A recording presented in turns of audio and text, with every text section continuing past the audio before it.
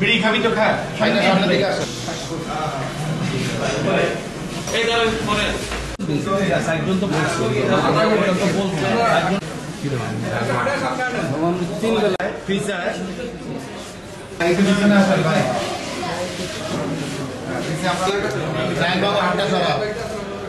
আচ্ছা হচ্ছে কিনা আমরা শেষ হলে জানেন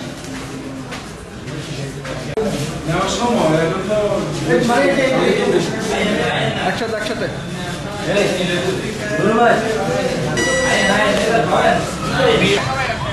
কয়জনে দেখাইবো আমরা সামনে ভাই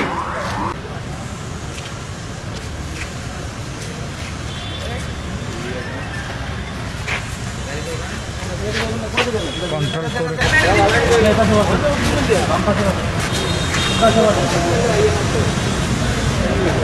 করে না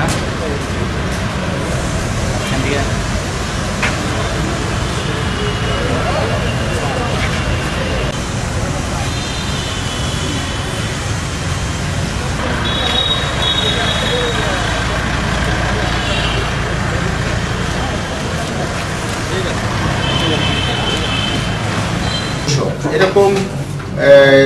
একেবারে পুরা গ্যাংটাকে ডিটেক্ট করা এটা কিন্তু খুব কঠিন একটা কাজ এবং আমরা এই ঘটনার সাথে যারা সম্পৃক্ত প্রত্যেকের আমরা এবং একটা ঘটনায় যেহেতু 8 থেকে 10 জন অংশগ্রহণ করেছে এখানে 7 জন গ্রেপ্তার মানে আপনারা বুঝতেই পারছেন বাকিদের ব্যাপারেও আমরা অভিযান পরিচালনা করব বাকি 2-3 জন আছে এবং এরা বলা যায় যে ওইখান থেকে তারা ঢাকা বা বিভিন্ন জায়গা থেকে এমনভাবে আসে তারা গাড়ি ভাড়া করে এখানে এসে ডাকাতি করে যে যার মতো আবার চলে যায় আন্তঃজেলা ডাকাত দলের তারা এসে এই ডাকাতির ঘটনাটা সংঘটিত করেছে এবং